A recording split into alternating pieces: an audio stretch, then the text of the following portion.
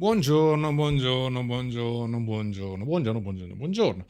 Let's see what news do we have today. We have finally a good news for AC Milan, which is the one of Reijnders. Reijnders renewed his contract with AC Milan until 2030. So I don't know why Reijnders, who made you do that? I'm joking, obviously. Am I though? Am I though? So Reijnders renewed in one of the shittiest period of AC Milan. So that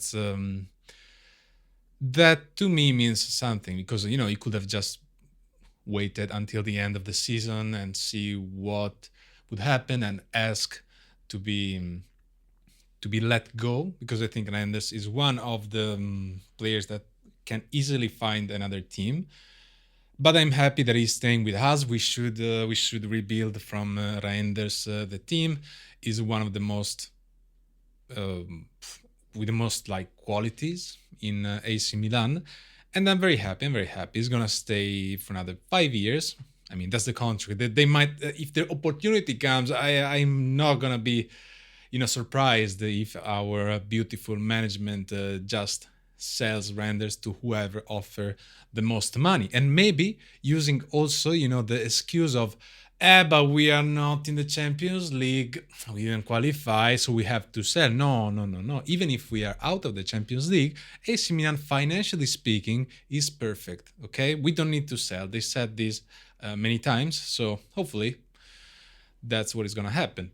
That said, let's talk a little bit about the sporting director, because there seemed to be some movement. So they, after 2 years of this vision, this mind-blowing vision of our ownership, stating that we do not need a sporting director, they found out that yes, we do need a sporting director to do something meaningful in Serie A, and that no, Ibrahimovic is not good enough at doing whatever, has no training. He's just an ex-player, just put there as the face of Redbird. And Jerry Cardinale came to Milan to choose himself. He's gonna choose himself the sporting director of AC Milan.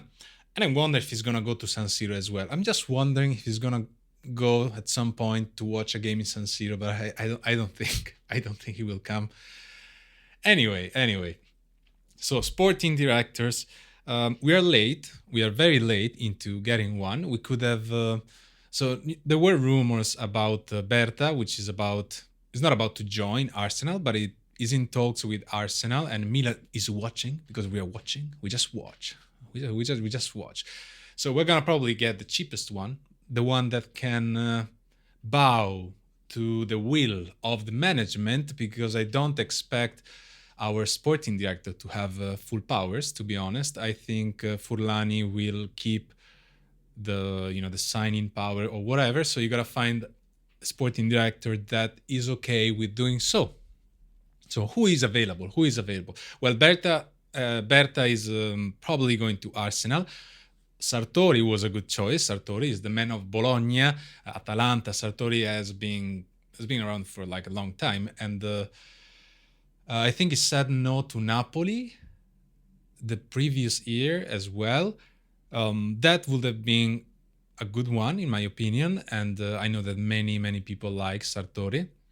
So what do we have? We have remaining, what is on the market? We have Tare and Paratici. Okay, let's start from Paratici. I do not want Paratici. Do you know who is Paratici? Paratici is the ex-sporting director of Juventus and then Tottenham. But why I don't want Paratici? Because I'm still like dazzled by how he can still work in the football world after what he did at Juventus. I don't know if you know what he did at Juventus. Well, he was the protagonist of an accounting scandal for Juventus. And if you look it up, the black book of Paratici, you will find all the information about it. But pretty much he screwed up everything at Juventus, and he got a ban of 30 months. 30 months, and then he can work again. I don't know. To me, is it's kind of strange. I really don't want a profile like this. I don't know if our ownership wants a profile like this. I know that he's not going to do that again. It's like, I mean, if he really does start doing this stuff again, it's just like, it doesn't make sense. Okay. He learned the lesson, we can say, but still, this is not the profile I'd like. Also, because while during his time in Juventus, Juventus won a lot, but competition in Serie A wasn't that great, I'd say. But still, winning that much is never easy. But Marotta was there as well. And I suspect that Marotta was the main chief of everything, right? And Paratici was there, let's say, to learn. Okay, so he was behind Marotta, but uh, behind the success of Juventus was Marotta. It's not a surprise that when Marotta went to Inter, look at Inter now, and that's all Marotta, because Marotta with very little budget and with a situation that is very hard to manage, he did an amazing job. But we know that Marotta is a top director, right? Is a top director, and in fact, when he left, there were a lot of problems, a lot of wages, high wages, absurdly high wages given to players, high transfer fees, and then Juventus went the way it went. So, and now Juventus trying to build again, like us, like AC Milan that tries to build every year or so. We have to start from zero all over the place. So Paratici, not a big fan. Not a big fan. I hope it's not gonna be the one coming to AC Milan, but we will see. I mean, whoever comes is gonna be better than what we have right now, which is nothing, because we have nothing right now. So whoever comes will be an upgrade. Now the problem is how they will work with this management.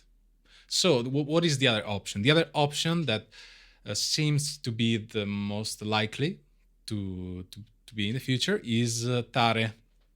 Tare has been the sporting director of Lazio for many years. So Lazio did good. Lazio, but and he was like under Lotito. Lotito is the owner of Lazio, and is famous to be hard to deal with. I don't know if you follow this kind of stuff as well from overseas. I don't know how much you're into this kind of stuff, but like Tare and the Lotito was something, because like the budget of Tare was very limited every year. Like, and he got a lot of stinkers. Tare got a lot of stinkers, but every sporting director is he can't ask perfection.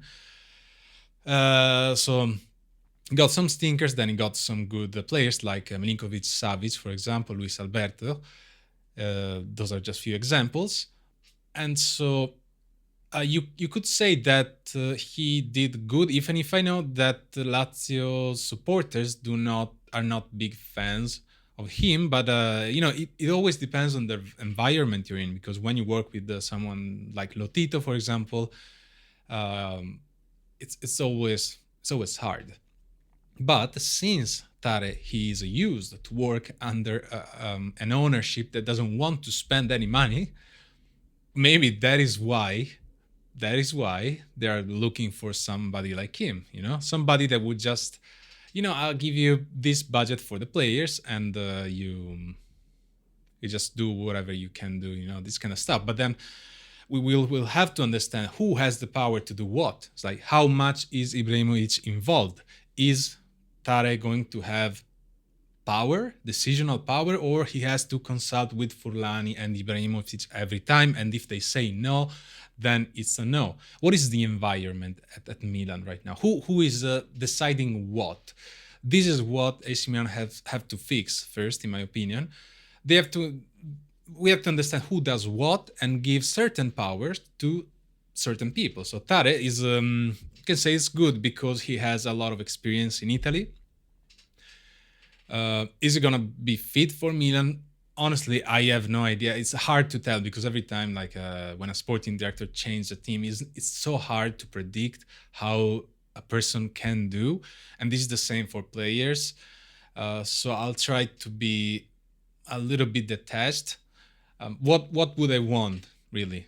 I would want Milanismo. Okay, I would want Maldini back, but everybody would want Maldini back, not because Maldini is better than whoever, but because Maldini is Maldini, and he has the Milanismo. He knows what AC Milan is, and I think we need to start from that, because now AC Milan to me feels a lot like just a corporate, a huge corporate. I mean, every football team now I mean, is a corporate thing, right? But still, uh, in which I don't feel a soul. I don't feel a sense of pride from anybody of being AC Milan. They're all good with words, but that's pretty much it. So I would want a person that can represent that. So you can get Maldini. I know Maldini wants. Maldini is never gonna come back with this management anyway, but still, dreaming is fun. And Maldini wanted Tare a few years ago. It's already a few years ago. A few years ago, Maldini wanted Tare and the Boban with him in AC Milan. So Tare seems like he's gonna be the one. I don't know if something's gonna change. Hopefully Paratici is not gonna be the one. If Tare comes, we're gonna see what he's gonna do. But at least we have a sporting director, so that is the good news. Now, is it going to succeed in AC Milan, in this AC Milan? I have no idea. I have absolutely no idea. I at this point, I'm always open to disappointment a little bit. It's hard for me to hope for something good, unless the management, and the ownership just sells AC Milan. Then I can start hope again. So far, I don't know. I'm really a little bit despondent about AC Milan recently, as we all are. We have a lot of matches again still to play, and it's getting tougher by the time. Our team does not feel cohesive. If we win a match, is because like personal prowess, and hardly a team effort. But that's what it is. Also, Leao complained, said something in an Instagram post saying that we are us against it's here, us against everything and everybody. And I mean, what do you expect? What do you expect? Like Milan, what is ninth? Is it ninth or 10th? I don't remember right now, but it's like there. Do you expect what? What do you expect? Support? Do you expect? We know how is football. In football, when you win, you're a god. When you lose, everybody gets upset. That's how it is. And to me, a football player should be above both of these stances. So football players should be above oh, we hate you, you suck, and above, oh, you're the best because we won the match. He has to be able to find balance. Okay. SNS like Instagram and stuff like that never helps anything. Never helps. Just like makes things worse because right now the supporters are not in the mood for anything good. So whatever you say, whatever you do will be criticized, and is gonna hit the environment that the players are in, because even if they do get paid a lot of money, and they should have the motivation to win, to at least try to win. No, I'm not seeing that. I don't see motivated players. I see them motivated when we're desperate because we're losing and there's no time. When it's too late, we start playing. I mean, it's absurd, but we did play better against Lazio when we were again 10 versus 11. When Pavlovic got expelled, we started playing much better, and we could have even won the match. So that, but you can't win Serie A. You can't go into Serie A like this. It's just not. It's not feasible. So the environment obviously is gonna be fire until the end of the season, whether the players like it or not. And this is one of the worst seasons I can remember. What else do you expect? Anyway, you have a nice day. You do stuff. No, I'll just stop it here. Stay healthy, stay hydrated.